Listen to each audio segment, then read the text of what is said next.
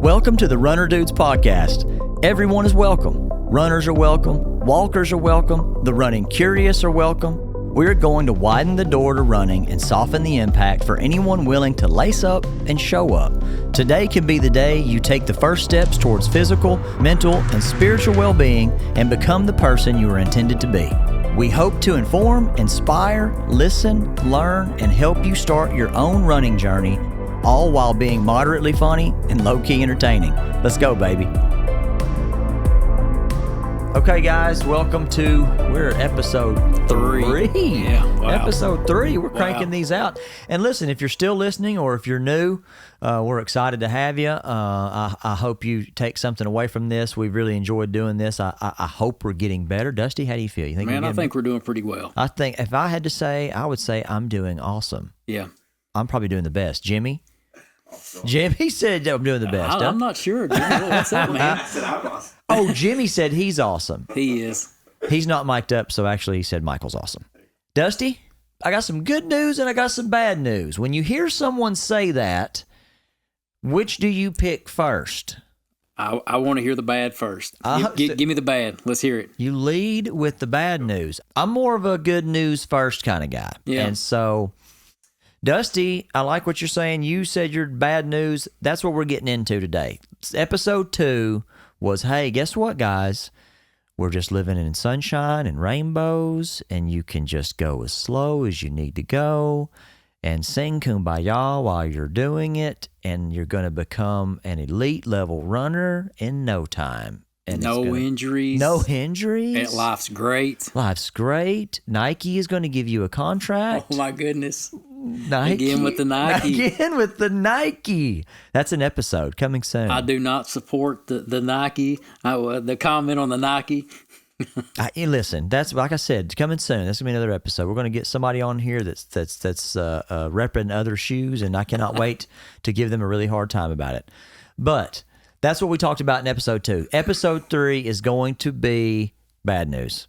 And I'm not going to say, let's don't say bad news. It is, I like to say the inconvenient truth, if I can take away from Al Gore, inventor of the internet, by the way.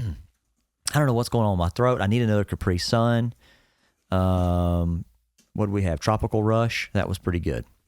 But listen, so the inconvenient truth here is running does take consistency and discipline. Absolutely. And in this episode, I do want to get into the parallels that can be drawn between running and just your life in general. And if we can back up here a little bit, the reason for the podcast, or one of the reasons for the podcast, is to talk about difficult subjects, mental health, right, recovery, because I think so many people that are drawn to running are people that have these. I've seen such a common thread between so many runners. There's a shared struggle, and we're trying to deal with something, whether it's mental health, you name it, whether it's a drug dependence, alcoholism.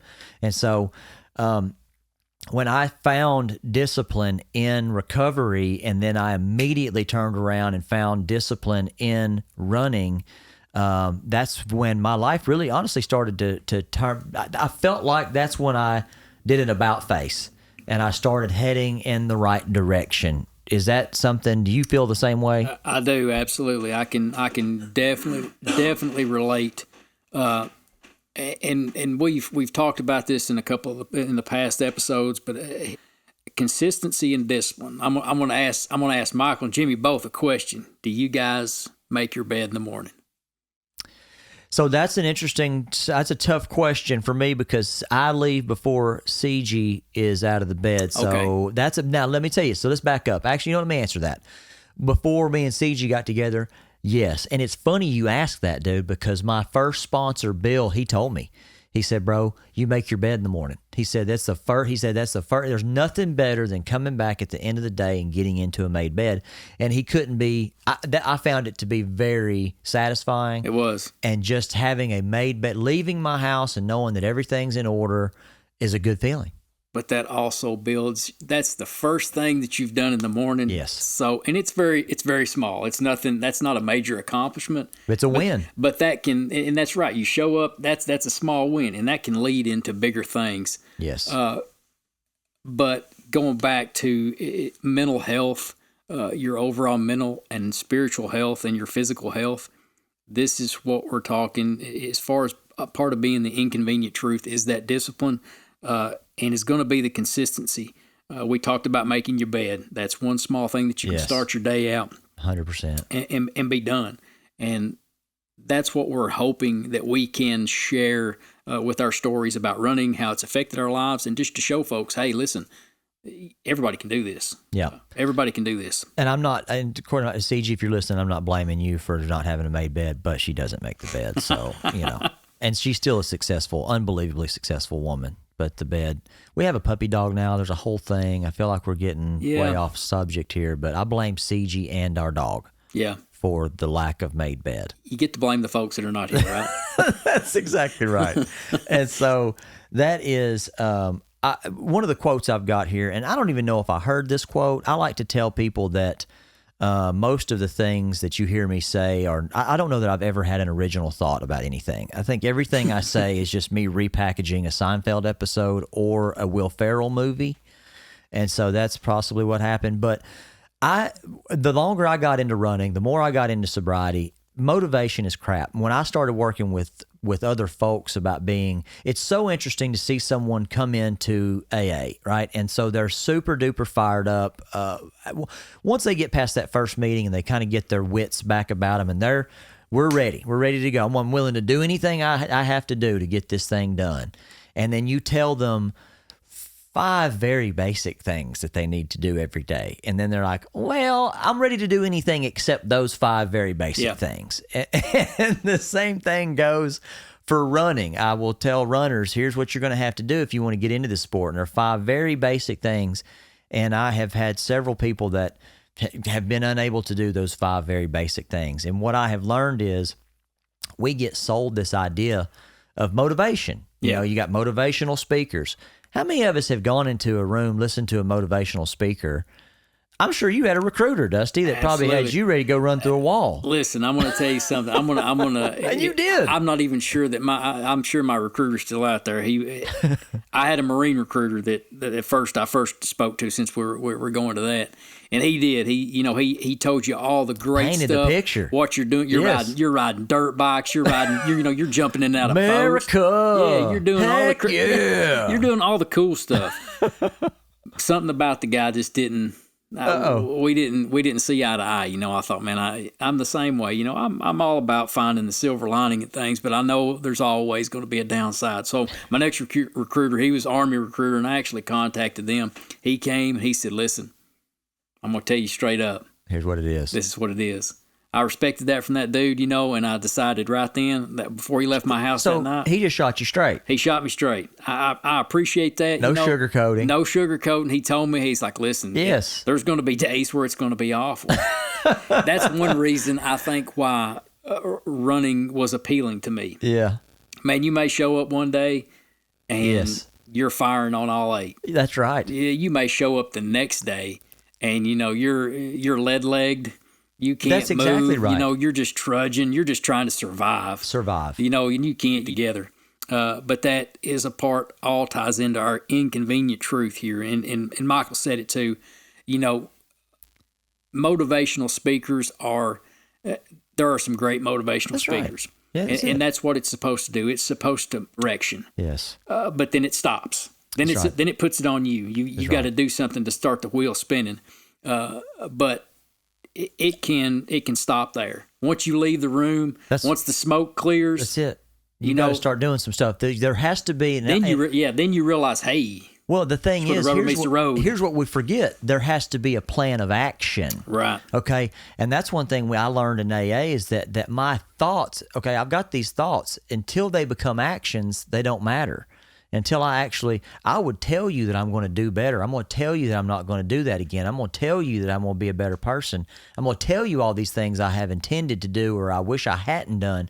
Talk is cheap, man. Right. And so until you turn those thoughts into actual actions, we learn a thing in AA about how the only amends that makes any difference is changed behavior. Yeah. And so until you're actually putting it in action, and that goes for running, that goes for sobriety, that goes for mental health. I have people that are close to me, and they'll say, "Hey, I can tell they're having a bad day, a bad mental health day." Yeah. And oftentimes I'll be like, "What have you done about it? Have you done anything about it? Have you drank any water? Have you gone for a walk? Have you prayed? Have you meditated? What have you done about it?" And so if you're not going to only person that can help you is you. Right. And so that's a part of the inconvenient truth. And so consistency and discipline. And one of the quotes, this is what the quote that I have. And again, I may have heard this from somebody, but I'm probably butchering it. But bottle rockets are motivated. Right. Okay. The Colorado River has consistency and discipline. Right. Right. The Colorado River shows up on good days. It shows up on bad days. It's been here through the millennia, bro. Yeah. And which one of those two things has accomplished more? The Colorado River obviously cut a pretty good hole out there. Yeah. And a bottle rocket is very motivated. It's one and done. It's one and done. And it doesn't really accomplish a whole lot. I see that so often in recovery, and I see it so often in running. I see it so often in people's complainers. Yeah. And I see that people that complain about their life aren't doing anything to make it better. Right. I've seen the same thing as far as with my rehab that I went through. It's based off the same steps. Mm-hmm. I had to attend. I say I had. I chose to attend AA, NA meetings because that's all a platform for you to be humble with yourself to make a change, regardless if you consider yourself that being part of your addiction. Mm-hmm. It can be. It can be real easy. And mental health is all about, you said it too, your talk's cheap. You can tell people what they want to hear. That's right. Enough to maybe take all the focus off of you. But that's that motivation. You're trying to fill them full of false motivation that you're a changed person. Yeah. And then when it comes to the end of the day, you're really not. You're not being true to yourself. We live in a society. I think it's a thing where when I first started my fitness journey, I didn't immediately jump straight into running. I tried so many different things. And so one of the first things I did, first of all, I wanted to work out behind closed doors. Okay. I don't know. I've not always been the physical specimen y'all see before you today. Right. And so I remember the very first time I went to the Walmart, I got me the pull-up bar that I could put in my closet. Yeah, man. I wanted to do this as seen on TV. As seen on TV, baby. And I was going to do, and now you know what I got me? Can you guess what I got next to put into to work out at home with? P90X, baby. Beach body. Beach body, baby. And I'm in my apartment, and look, no joke, for the first time in my life, I loved shout out Charleston Plantation Apartments, by the way, because Charleston Plantation Apartments was the first place in my life that I did not drink. My parents' house and every other place I lived from that point forward, I drank and have drunk stories. And Charleston Plantation was the very first place I lived that I didn't drink. I did probably that year I lived in Charleston Plantation, I did most of my huge growth, right? And so I'm watching these P90X videos, and I can't remember the dude's name, but this guy's just built like a... That's what I'm looking right now. I was going to tell Jimmy to Google it, man. Something Horton? And so, listen... Tony Horton, bro. The man. Dude's sculpted. And I'm like, I'm going to look like Tony Horton here in about 90 days, bro. That's the guy. Here we go. There he is. Look at that guy. All you need is a kettlebell. The pull-up bar, that's it. And $7,000 for this program. That's it. What you learn, and my point here is society sells us this fantasy that I'm going to jump around this apartment for 90 days. And don't get me wrong, this was wonderful. The workouts were great, and they started me in the right direction, and they were very difficult. And I did see some changes, and I went from there's not a more humbling day than when you go to the Walmart to get your pull-up bar to come home to find out. Guess how many pull-ups your boy? You remember Full Metal Jacket? I know you know it. Yep. Remember how many Pyle did for couldn't give him one, could he? I was Pyle, baby. Here I was, 35-year-old. And so it was humbling. Yeah. And I thought, I don't like where I'm at. And so I felt like after the 90 days, I saw improvement, but I sure didn't look like our man. You just weren't getting ripped. And the thing is, what you learn is that guy spends all day, every day. That's his life. His profession is the gym. He spends his life in the gym. He's probably either is a nutritionist himself or probably has someone that he pays to be a nutritionist. And so we live with this I'm going to look like this. That's not true. Right. And so stop it. And so when people come into AA, I sugarcoated it all. I'm like, this is going to be up to you. I'm going to show you the door. And I like to quote The Matrix. I'm going to show you the door. You have to walk through it. And so if you do these things, these very simple things, 1, 2, 3, 4, 5, then things will get better. The 5, then you're on your own. And I can't do anything for you. So that's so true in life. I've seen a lot of folks, and I mean this. I can kind of give this as an example. As far as trying to make a change, or whether it's just doing something different, you've got to find that consistency, and it is this. You have to have that discipline. Over the last several years, I've been pretty fortunate to be plugged in and a part of a church family that I've been my whole entire life. Netherlands Church of Christ had a great group. I mean, their family. That's your family. They have allowed me to use running and my fitness journey as a honest to goodness ministry. Yeah, 100%. In some form. Yes. We've done, I remember the first year, of course, that was, in the first year I formed and we did a 5K. Not a certified 5K, but we did a 5K at church. I thought, man, there's probably going to be 8 people show up. 183 folks. Nice. Show up for first 5K. And we did, a couple years afterwards, and then things just kind of fell apart. But I was always that always encouraged me, first of all, that folks would get out to do that. And these are not elite athletes. Yeah. That's right. That's where I'm, and you've got young kids, and you've got a challenging route. Yes. But I get to this saying, we've talked about this and how running is not exclusive. There's no secret society. There's no secret handshake. That's what people say when there is a secret handshake. I just want y'all to know this. Usually people that say there isn't a secret handshake, guess what? But there is one. We don't want to. We want you to understand that too. It is find that discipline. However you do that, but definitely. The P90X, the bottle rockets, we say that's in all seriousness, that's stuff that's short-lived. It's going to make a change. But if you don't continue that, if you don't stay consistent with that, then you're just going to be back to the same place that you're in. And I'm not talking just physically. I'm just with life. Life's going to beat you down regardless. It can. It can. And it's going to throw, and I don't, this is this fantasy that people live with that every day is going to be sunshine and rainbows. And right.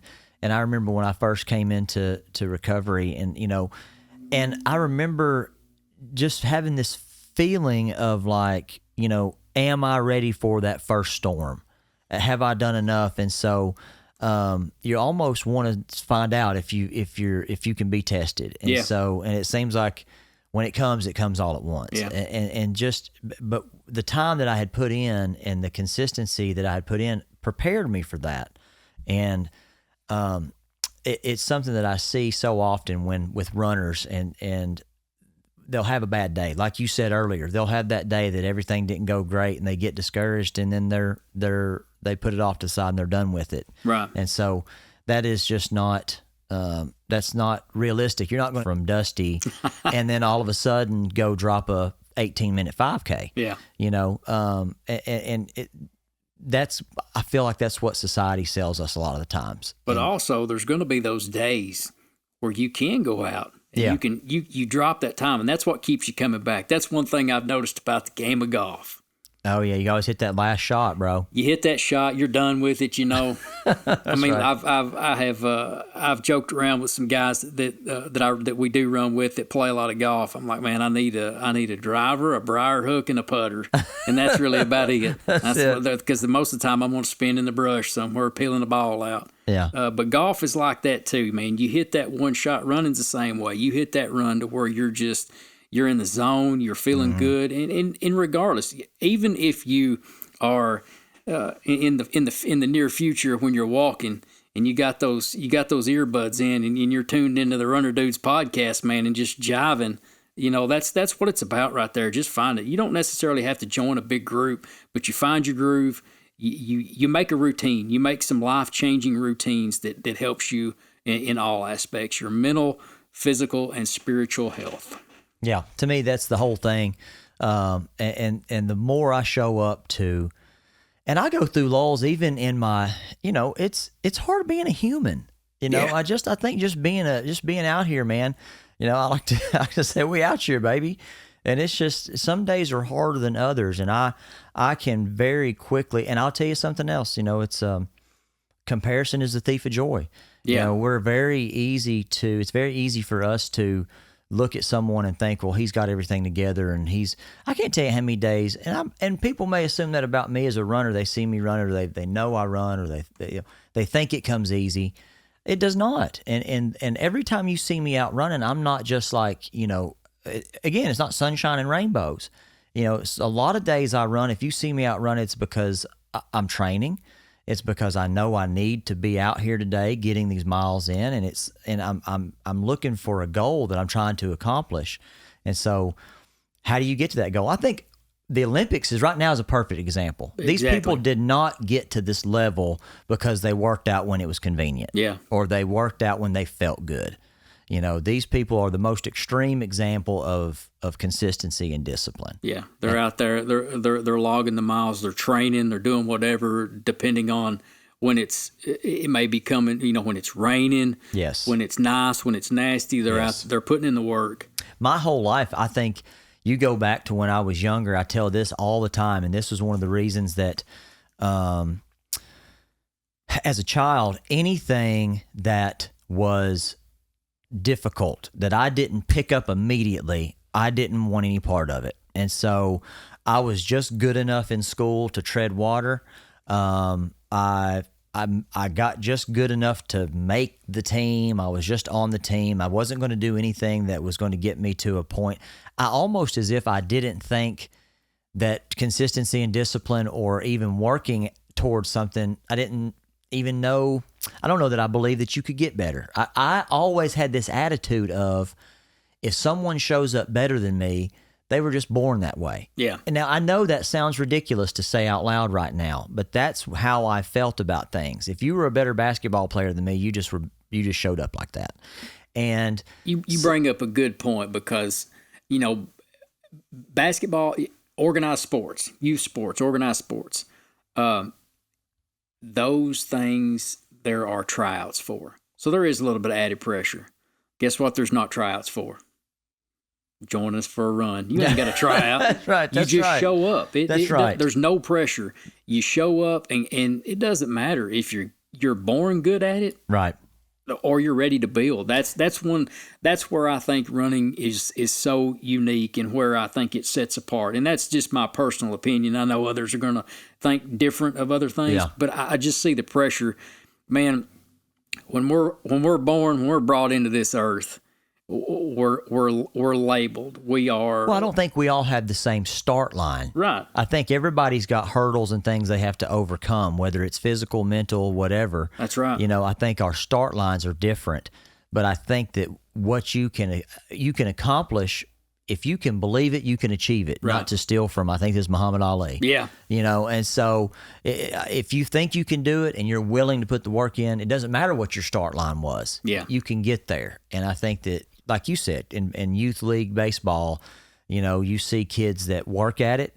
Those are the ones that are going to end up getting better at it, becoming high school athletes. They're going to end up potentially being Division I athletes. And so it's all about being given opportunity. Yeah. And, you make the most of the opportunities you get. Regardless, you don't sit around fuss and worry about the opportunities you didn't get, but you take, you make the most out of the ones that you do get. And running is as simple as literally the entry fee is go buy some running shoes from Express Footwear and just go for a run, go for a walk, go for whatever. And you start it one day at a time. All the sayings and slogans in recovery are in the beginning were so annoying. Yeah. But the reason that they've hung around and that they've stuck around forever is because they are so very true. Right. It is one day at a time. It is keep showing up. And I'm telling you, AA and running for me are the same thing. It's keep showing up one day at a time. Take it easy. First things first. Yeah. All these things, they equate to your life. And I think what has been shocking to me is that when I apply that same discipline and consistency to my marriage, to starting a nonprofit, to you now running a business, to us starting this podcast, talk is cheap, man. Yeah. Until you actually put some stuff into actual action and you do some work and you put some consistency and discipline in your life, it's not going to happen, dude. There is no abracadabra that I have found. No. And so it's just, people sometimes I think have said, or get the assumption that I showed up like this as a runner. And I'm like, let me remind you, I have Scotch-Irish parents who are 5'4" and 5'6" respectively. I have not 1 ounce of athletic talent in my body. So whatever pace I've worked my rear off. And I think the same goes for you, Dusty. It is. It's the very, very same. I mean, I've had to work hard at what I did. I mean, I'm quite a bit shorter than you, I guess. That could be debated, I guess. I'm the tallest guy in the room, everybody. What a room to be in. 5'6" short. I mean, running's challenging, but I mean, that doesn't change the fact that I'm very passionate about that and how I incorporate that and how I plug that into my life and how I hopefully use that to be a better husband, a better dad. Sometimes my wife could probably tell you otherwise, and my son could tell you I'm cranky about stuff. But hopefully that helps to make me a better person overall. That's right. And also, too, we talk about this we've talked about going slow, but listen, the consistency and discipline is going to, because you never know when a race is going to break out. That's right. I'm just telling you, some of the guys that are going to be listening to this are going to know what I'm saying. You never know. You look over your shoulder, somebody's a little too close, and then it's on. It's on. It's on. It's on. And I'm going to tell you, you can start today. You can start slow, but when you start to apply consistency and discipline, it will change your life. And Absolutely. It's going to make that door to running a garage door, man. It's going to make it a bay door, and it's going to make it something that you can make a part of your life. Thank you guys so much for listening. Keep tuning in, and we're going to keep trying to come up with these topics for you, baby. Let's go. Hey, thanks, guys.